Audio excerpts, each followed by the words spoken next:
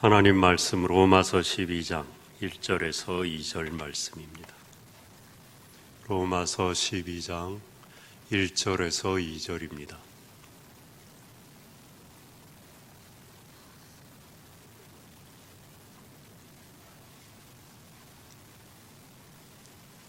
로마서 12장 1절에서 2절 말씀 짧으니까 같이 한번 읽겠습니다. 그러므로 형제들아, 내가 하나님의 모든 자비하심으로 너희를 권하노니 너희 몸을 하나님이 기뻐하시는 거룩한 산 제물로 드리라. 이는 너희가 드릴 영적 예배니라. 너희는 이 세대를 본받지 말고 오직 마음을 새롭게 함으로 변화를 받아 하나님의 선하시고 기뻐하시고 온전한 뜻이 무엇인지 분별하도록 하라. 아멘. 모든 서신서 앞부분은 교리로 되어 있습니다.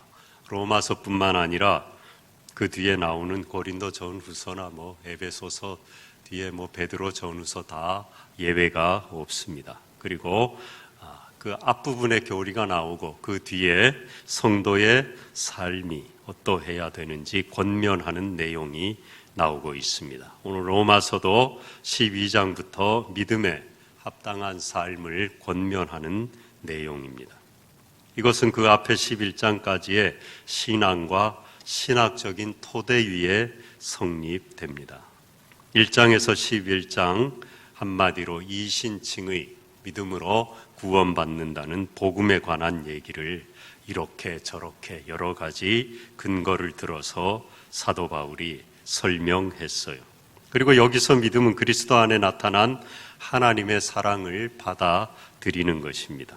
유일한 구원의 길이신 예수님께 이 생과 내 생, 내 전 존재와 삶을 의탁하는 겁니다. 송두리째 맡기는 겁니다. 이 믿음은 삶으로 드러나게 돼 있어요. 그래서 1절에 그러므로 그렇게 시작하고 있는 겁니다.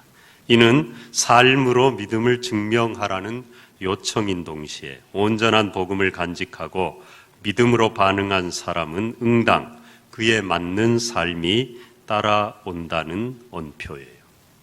11장까지 믿음에 관해서 쭉 설명을 해왔잖아요. 거기에서 끝나는 건 참된 믿음이 아니라는 거죠. 그러므로 그 믿음 위에 우리가 섰으니까 이제 그 믿음에 합당한 삶으로 당신의 믿음을 증명해라. 응답하라. 응답하라 1984인 겁니다. 응답하여 내라는 거예요. 그 응답이 따라올 때만이 참된 믿음이라는 거예요. 그러므로. 그래서 그러므로로 시작하고 있어요. 그리고 그 삶은 바로 예배입니다. 성도의 삶의 중심에 있는 것, 그 누가 뭐라 그래도 예배예요. 삶은 모두 예배로 귀결됩니다. 예배라는 괄호 안에 우리의 삶은 위치하고 규정되는 겁니다. 그 괄호를 풀어버리면 우리 삶도 송두리째 다 날아가 버리는 거예요. 목적지가 없는 겁니다. 그냥 흩어져 버리는 거예요. 예배라는 큰 괄호 속에 우리 삶은 놓여 있는 거예요. 그래서 예배를 먼저 얘기하고 이 예배는 영적 예배다. 1절에 말씀하고 있습니다. 영적 예배하면 흔히 신령한 은사, 신비한 체험을 우리가 연상하는데 그것도 영적인 예배예요. 그걸 예배가 영적인 예배가 아니라고 그러면 안 돼요. 여기 가끔 그런 분이 있더라고요. 저는 그런 건 아니에요. 들은 얘기인데 어느 교회 성도님이 예배 와서 설교를 듣는데 목사님 뒤에 주님이 서 계시더래요. 다른 성도는 아니고 그분 눈에만. 일종의 환상이라 그래야 되나요? 계시라 그래야 돼. 실제예요. 꿈이 아니고 그분이 거짓말 지어내 하는 거 아니에요. 설교하는 목사 뒤에 주님이 딱 서 계시더래요. 얼마나 은혜가 됐겠어요. 근데 날마다 그렇다고 생각해봐요. 예? 그 사람 못 견딥니다. 그래갖고 그러다가 안 보여봐요. 그럼 내가 이거 가짜 예배 드리나? 오늘 왜 주님이 안 보이시지? 딴 교회 가셨나? 그러면 그 예배가 됩니까? 예. 영적인 예배긴 하지만 오늘 본문이 말하는 영적인 예배는 그것만 얘기하는 게 아닙니다. 명쾌하게 정의하고 있죠. 너희 몸을 하나님이 기뻐하시는 거룩한 산 제물로 드리라. 이게 영적인 예배라는 거예요. 여기에서 몸은 꼭 육체만 얘기하는 게 아니고 우리의 전 삶을 의미하는 겁니다. 그 삶을 거룩한 산 제물로 드리라는 거예요. 거룩하게 살으라는 거죠. 예배는 삶을 드리는 겁니다. 그리고 그 삶은 거룩해야 된다는 거예요. 거룩하게 살아내는 것, 그게 영적인 예배라는 거예요. 여기 와서 거룩하게 찬송하고 기도하고 봉헌도 하고 말씀 듣고 아멘하고 그것도 예배예요. 근데 거기서만 끝나고 문 밖에 나갔고 예배할 때는 전혀 상관없는 상반되는 태도로 전혀 거룩하지 않게 살아간다. 이건 하나님을 믿는 건지 안 믿는 건지 뭐 별반 차이가 없이 살아간다. 그거는 참된 예배, 영적인 예배가 아니라는 겁니다. 하나님의 은혜의 전에 이 공간에서도 하나님을 거룩하게 예배할 뿐만 아니라 삶 속에서도 거룩하게 그 믿음에 합당한 삶을 살아내는 것, 거룩하게 살아가는 것, 그게 영적인 예배, 온전한 예배라는 거예요. 우리가 1절과 2절을 불연속적인 권면의 말씀으로 이해하는 것도 맞습니다. 가능합니다. 또한 연속적으로 이해할 수도 있어요. 그거를 하나님이 성령을 통해서 이건 떨어진 말씀이니까 1절은 1절대로 2절은 2절대로 따로 떼어서 권면으로 이해하고 받아들여라. 아니다. 이거는 연결된 거니까 연결해서 이해하고 받아들여라. 그런 말씀 하신 적 없어요. 그게 성경 전체의 진리와 복음에 어긋나지만 않다면 우리가 성령의 조명 아래서 이거를 은혜롭게 이해하고 삶에 적용할 수 있어요. 이 본문은 따로 떼어도 독자적으로 1절과 2절이 구분된 하나님의 권면이에요. 그러나 또 한편으로 연결해서 이해해도 은혜가 되고 적용이 됩니다. 이 시간 우리는 이걸 연결해서 1절과 2절이 따로 떼어진 게 아니라 하나라는 연결된 거라는 그런 이해 속에서 은혜를 나누려고 합니다. 그렇게 볼 때 이 삶의 예배가 어떻게 하면 가능하느냐, 그게 2절에 나와 있다고 볼 수 있어요. 먼저 영적인 예배, 거룩한 산 제물로 우리 삶을 하나님께 드리는 참된 예배자가 되려면은 이 세대를 본받지 말아야 된다는 거예요. 그리고 가운데는 일단 건너뛰고 뒤에 하나님의 선하시고 기뻐하시고 온전하신 뜻이 무엇인지 분별해야 한다는 거예요. 말이 되잖아요. 거룩하게 살려면 이 세상 풍속과 이 세대를 본받으면 거룩하게 살 수 없잖아요. 그러니까 그걸 다시 더 자세하게 설명하는 동시에 그렇게 살 수 있는 방법을 제시하고 있는 거죠. 거룩하게 사는 게 어떻게 사는 거냐? 어떻게 살면 거룩하게 삶으로 영적인 예배를 드릴 수 있느냐? 이 세상 풍속과 이 세대의 흐름을 본받지 말라는 거죠. 그 다음에 더 나아가서 그 세대를 부정적인 소극적인 의미에서 본받지 않는 것인 동시에 하나님의 뜻을 따라가야 된다는 거죠. 이 세상 뜻은, 이 세상 풍속은, 이 세대는 본받지 않으려고 작심을 하고 돌아섰어요. 근데 정작 내가 가야 갈 길을 알아야 되잖아요. 이 세상에선 돌아섰는데 술집 안 가고 놀러 안 가고 죄 짓는데 안 가려고 돌아섰는데 어디 가야 되지? 갈 곳을 잃었으면 거룩한 삶이 불가능하죠. 세대에서 돌아섰으면 그 다음에 우리가 가야 될 길은 하나님의 뜻이라는 거죠. 선하시고 기뻐하시고 온전하신 하나님의 뜻이 인도하는 그 길로 나아가는 것, 그게 거룩한 삶이라는 겁니다. 이제 가장 중요한 오늘 우리가 나누고자 하는 그 중심에 건너뛴 말씀, 그러면은 어떻게 이 모든 게 가능하며 가장 중요한 것은 무엇이냐? 바로 이겁니다. 오직 마음을 새롭게 함으로 변화를 받아. 여기에 오늘 말씀의 핵심이 있는 거예요. 이게 그냥 지어내갖고 그런 게 아니고 성경 전체를 보고 로마서의 흐름을 보고 주님의 복음의 선포를 볼 때 타당한 의미인 것입니다. 속사람의 근본적인 변화가 있을 때만이 이 모든 게 가능해요. 오직 마음에 새롭게 함으로 변화를 받아. 이게 안 되기 때문에 흉내만 내다가 많은 사람들이 돌아가잖아요. 믿음에 퇴보하고 탈락하고 넘어지는 이유가 뭡니까? 수박 겉만 핥았기 때문이라는 겁니다.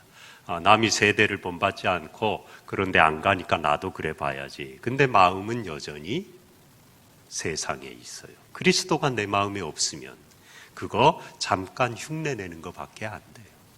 그리고 뜻을 구해봐야지. 결국은 그 뜻도 내 뜻밖에 안 돼요. 마음의 변화가 없는 복음에는 능력이 나타나지 않는 겁니다. 지속적으로 되지를 않는 거예요. 영적인 예배, 거룩한 삶은 단순히 윤리적인 차원이 아닌 겁니다. 규제나 보상으로 이루어지는 것이 아닌 거예요. 한두 번 흉내낸다고 되는 게 아니라는 겁니다. 속사람의 근본적인 변화가 요구되는 겁니다. 이것은 마음 공부의 차원을 넘어서는 거예요. 인격 수양, 마음 단련, 수련, 그건 물론 도움은 돼요. 안 하는 것보다는 훨씬 낫죠. 그러나 그 차원을 넘어서는 겁니다. 마음을 내 힘으로 제어하는 건요, 어느 정도는 되지만 한계가 있어요. 되던가요, 여러분? 안 됩니다. 오늘 온유하다가 내일 분노가 끓어오르고요. 오늘 겸손하다가 내일 교만해지고요. 날마다 우리가 그걸 체험하고 살잖아요. 그죠? 맨날 넘어지잖아요, 우리가. 마귀는 그 연약한 우리의 틈을 끊임없이 공격해 대고 있어요. 환경과 상황을 통해, 주위 사람을 통해서요.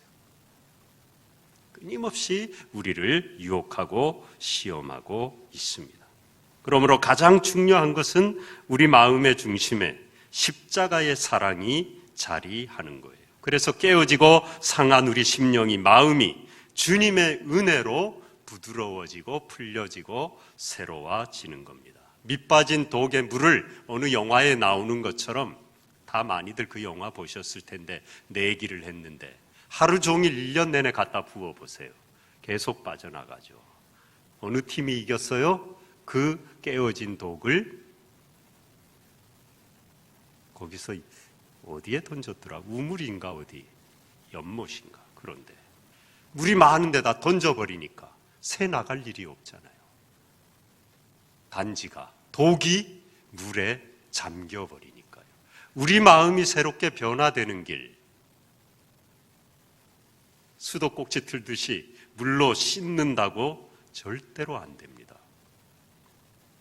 우리 전체가, 우리 인격이, 삶 전부가 그리스도의 은혜의 강물 안에 들어가야 돼요. 그래서 에스겔서에 성전에 흐르는 물이 발목에, 무릎에, 허리에, 목에, 가슴에 차는 거예요. 가슴까지 차 올랐을 때 둥둥 떠서 헤엄을 치는 거. 은혜의 논리인 것입니다. 잠기는 거예요, 그냥.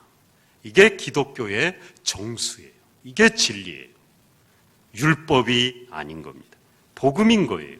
은혜인 거예요. 그렇다고 그 은혜만 묵상하고 맨날 그거 떠다니고 좋다 그러라고만 하는 건 아니죠. 열심히 헤엄치고 남도 빠져 있으면 구조하고, 그 은혜를 모르고 아직도 무서워갖고 발목에 찰랑찰랑 나 들어가면 빠져 죽을 거야, 나 수영 못해, 그런 사람이 들어와봐 그리고 확 끌어당겨갖고 같이 그 은혜의 바다에서 헤엄치는 거, 그게 거룩한 성도의 삶이고 그걸 우리가 살아내야 되는 것입니다. 하나님이 우리 안에 주신 본래 마음은요, 우리 안에서 솟아나질 않습니다. 위로부터 와야 되고, 그것은 은혜의 비고 우리가 거기에 흠뻑 젖어야 돼요. 잠겨야 돼요. 그럴 때만이 우리 마음이 새롭게 변화가 되는 거예요. 타락한 인간 본성이 왜곡됐잖아요. 우리의 온전한 마음이 깨어졌잖아요. 이게 내적으로 드러나면은 우울, 열등감, 의기소침, 냉소주의. 그래서 좀 내성적인 사람들, 이게 뭐 내성적이다, 외향적이다도 다 양면이 있습니다. 모든 사람이 다 갖고 있어요. 근데 이제 그 또 일리는 있어요. 크게 봤을 때 내향적인 사람, 외향적인 사람 구분은 가능해요. 그러나 또 어떨 땐 외향적이고 어떤 땐 아무리 외향적이다가도 또 내성적이 되고, 사람은 다 양면성을 갖고 있긴 한데 내성적이고 내향성이 강한 사람들이 이렇게 마음이 왜곡되죠. 그래서 밖으로 발산을 못하니까 우울, 열등감, 냉소주의, 패배의식, 자격지심, 의기소침에 빠지는 거예요. 그래서 나오지 않고 캄캄한 방 안에 자기를 가두고, 지금도 얼마나 많은 사람들이 이 광명한 하나님의 복음의 빛 앞에 나와 놓고도 그렇게 살아가고 있습니까? 마음이 변화되지 않으니까 거룩한 삶의 예배는 언감생심이죠. 내 마음 하나 지금 밝은 빛 앞에 나오지 못했는데 어떻게 거룩한 삶의 예배가 가능합니까? 그러니까 마음이 변화를 받아야 돼요. 주님의 은혜 앞에 흠뻑 젖어야 된다고요. 그리고 외향적인 사람들, 좀 외적으로 이게 분출되면 왜곡된 마음이, 변화받지 못한 마음이 어떻게 나타납니까? 분노로, 그리고 공격, 폭력으로도, 물론 언어폭력도 언어폭력, 그리고 비난으로. 그래서 지나친 정의감은 왜곡된 마음의 외적인 폭력입니다. 정의감도요, 이게 지나치잖아요. 남을 너무 비난하고 혼자만 옳잖아요. 그거는 성경이 말하는 정의가 아니에요. 자기 분노일 확률이 더 많아요. 그래서 주님의 은혜 앞에 우리의 마음이 새롭게 변화된 다음에야 정의를 부르짖어야지, 은혜를 아직 모르고 맛보지 못하고 정의를 부르짖는 건 자기도 죽이고 공동체도 죽이는 거예요. 오늘 많은 사람들이 이 세상이 왜 이렇게 소란스럽고 분란이 일어나고 갈등이 많습니까? 왜 나는 옳고 남은 다 틀렸고 서로 정죄하고 비난합니까? 겉만 핥았기 때문에 하나님의 뜻을 분별하려고 해요. 이 세대를 본받지 않으려고 참 힘을 써요. 그건 훌륭한 거예요. 영적인 예배, 삶의 예배를 드리려고 찬양하고 결단하고 해요. 그런데 가장 중요한, 내 안에 주님의 은혜를 모시지 못한 것. 그래서 교회는요, 신령한 공동체라는 말이 뭡니까? 방언을 하고 뭐 천국을 왔다 갔다 하고 입신을 하고 뭐 그것도 맞지만 그게 아니에요. 십자가의 구원의 은혜를 정말 맛보잖아요. 그러면은요, 정의를 부르짖어도요, 상대방을 불쌍히 여기는 마음이 더 큽니다. 자기가 먼저 회개합니다. 공동체에 잘못된 것도 내가 기도하지 않아서, 내가 온전히 하나님을 더 예배하지 못해서, 정의를 부르짖으면서도 자기를 돌아봐요. 마음이 새로워졌기 때문에, 내 안에 주님이 계시고 성령이 계시기 때문에. 그래서 이 세상은 내로남불인 거예요. 그러니까 서로 울고불고 먹고 맨날 정권이 바뀌면 서로 깎아내리고 뜯어먹으려고만 하는 거예요. 자기를 돌아보지 않으니까. 그리스도의 십자가의 사랑이 내면에 자리 잡지 못했기 때문입니다.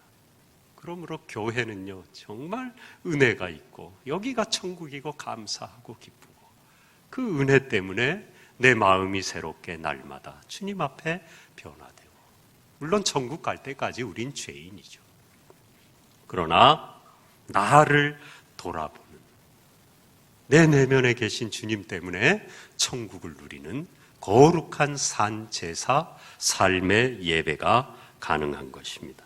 한두 번의 선행으로 거룩한 삶의 예배가 드려지는 게 아니에요. 그게 잘못됐다는 게 아니죠. 훌륭하죠. 그러나 한두 번의 선행으로 그렇게 되지를 않습니다. 유치원에 배워가지고 참 순수하고 깨끗하니까 횡단보도 지날 때 손드는 아이들, 죽을 때까지 그렇게 사는 아이였고 그 가운데 범죄자도 나오고 마약 중독자도 나오고 한두 번 유치원 때 횡단보도 건널 때 꼭 신호등 지키고 손들어라.